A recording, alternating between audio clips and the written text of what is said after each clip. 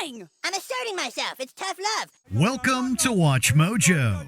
And today we're counting down our picks for the top 10 South Park celebrity appearances that you may not have even noticed.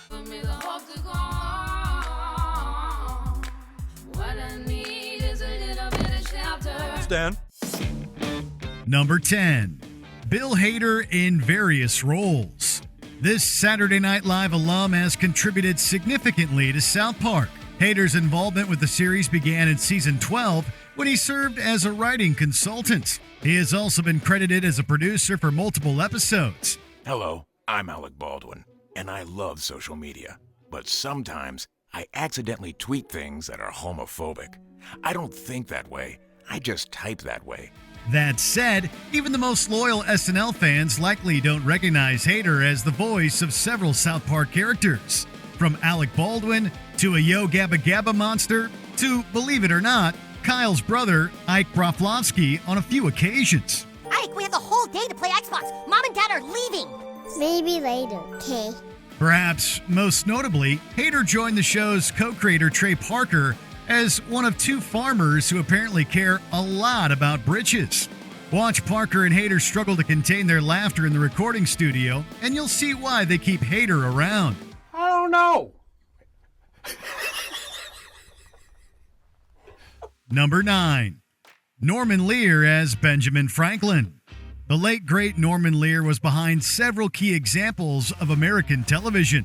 Lear created, produced, and developed more than 100 shows, including Maude, Sanford and Son, and All in the Family. Nice, Daddy. I worked hard today. So did I, little girl, but you don't see me coming home and slobbering all over your mother. No, that's right, Gloria. Your father was never much of a slobberer. He's more of a pecker. This TV idol was brought aboard for season 7 of South Park, during which she operated as a creative consultant and worked closely with Trey Parker and Matt Stone.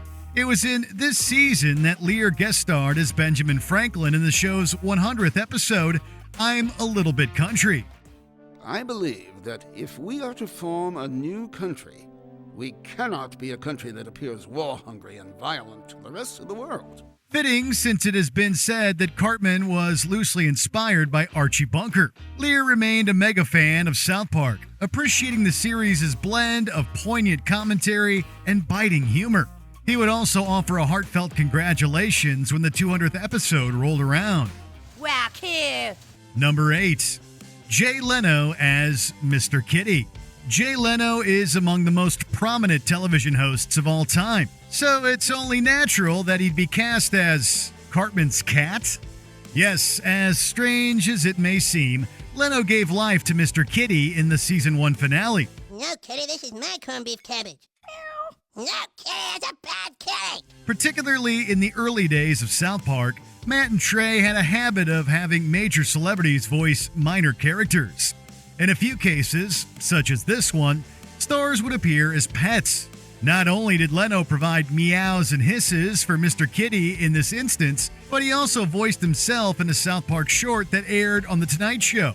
Kenny wants to know if that's your real chin or if you had a silicone implant. All right, kids. Very funny. Look, believe me, there isn't a chin joke you can tell me that I haven't already heard, okay? So let's just put a stop. I bet you go through about 40 razors when you shave, huh? Leno took jokes about his facial structure right on the, pun intended, chin.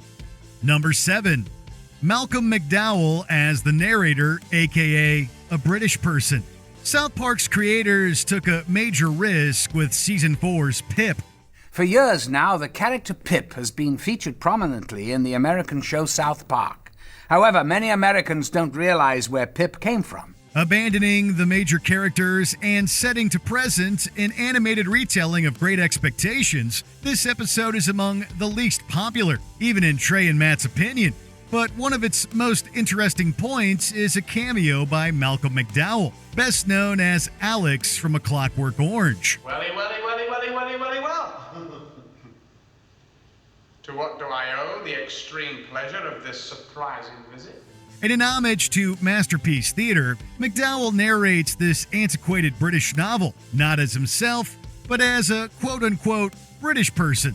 Because every Dickinson story needs an elegant yet whimsical narrator with a British accent. Until next time, I'm a British person.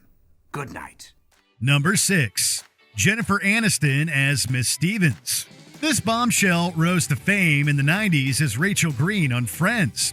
Widely regarded as the most successful sitcom of all time, Friends was in its prime in 1999 when Aniston appeared as Miss Stevens in Rainforest Schmainforest. Thank you, Mr. Garrison. How are we all doing today? I can't hear you. I said, how are we all doing? Well, it's interesting that Aniston's cameo wasn't more widely popularized. She's very funny as a children's choir director who constantly preaches about environmental awareness. Bring me something back from the rainforest. Oh, no. The rainforest is very fragile. We must take only pictures and leave only footprints. Oh, I didn't realize. The highlight is watching Miss Stevens slowly unravel and come to hate the rainforest as much as the rest of the tour group, leading to an expletive-laced rant about how she's grown to feel about it. We're clearing out big sections of the rainforest for a lumberyard. Really? That's great! You mean you don't mind? No! I hate the rainforest. Number 5. Josh Gad is Marcus Preston and Miss McGillicuddy.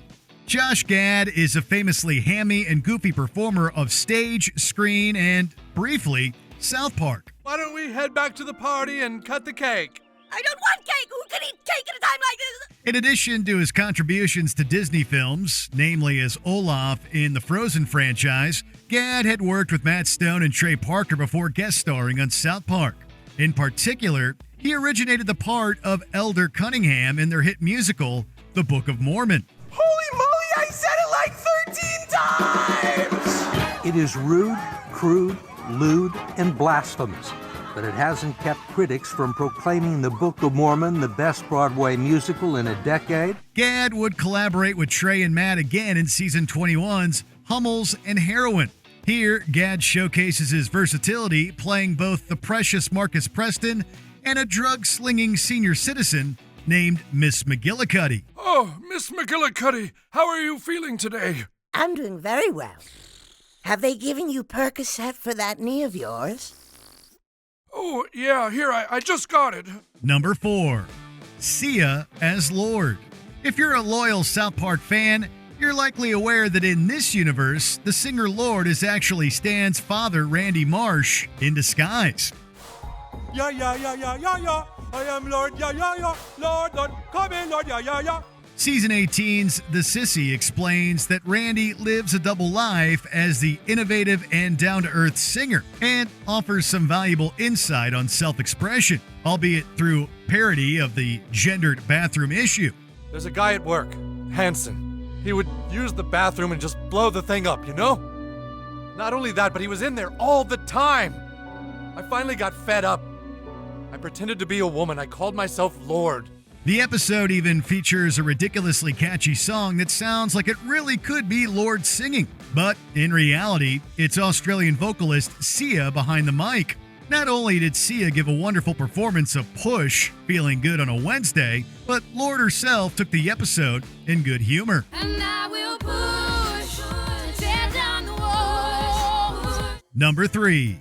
Cheech Marin as Carlos Ramirez and Tommy Chong as Chief Running Pinto. This legendary duo much defined the stoner comedy genre. Oh, look, everyone. These are our two resident Native Americans, Chief Running Pinto and Carlos Ramirez. Celebrated for their stand-up routines, albums, and films like 1978's Up in Smoke, Cheech and Chong are irreplaceable in American culture, even though they're known for their vulgarity and drug use. But their irreverence is hardly out of place on South Park. 4 dozen Cherokee hair tampons, please. No problem, man. Pay me his information up front. Hi, I have a little bit of pain in my balls whenever I watch VH1. Oh, here, try this, man. This is all natural ball juice. In fact, this Season 4 episode features both Cheech and Chong respectively playing Carlos Ramirez and Chief Running Pinto, both Mexican-Americans posing as Native Americans. Incidentally, this was Cheech and Chong's first project together since 1985, though each comedian recorded his lines in separate locations. Yeah, hey man, we're glad you're getting better too. Number 2.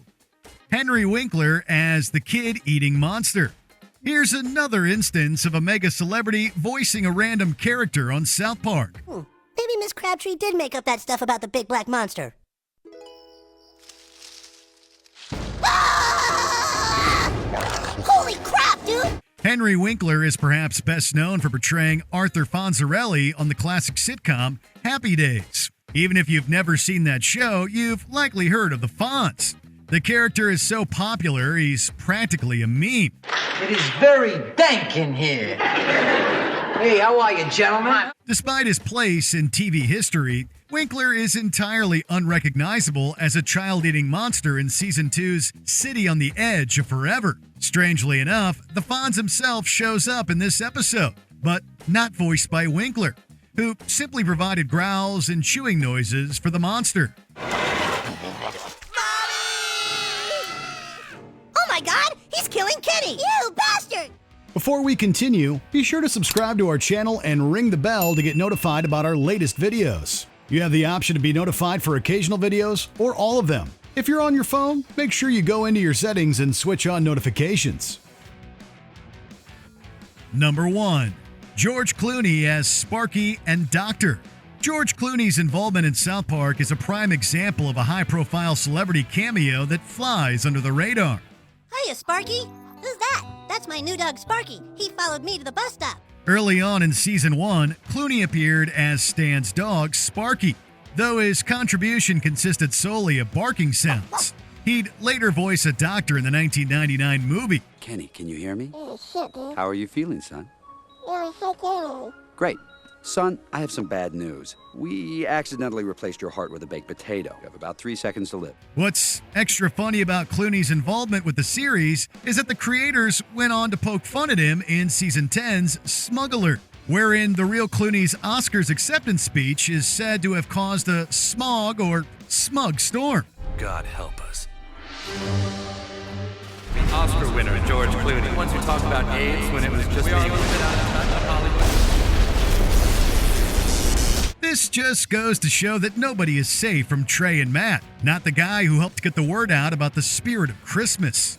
Did we miss any celebrity cameos? Let us know in the comments. Hey, Mudo, what should we do now? Let's play Cool Trick. All right.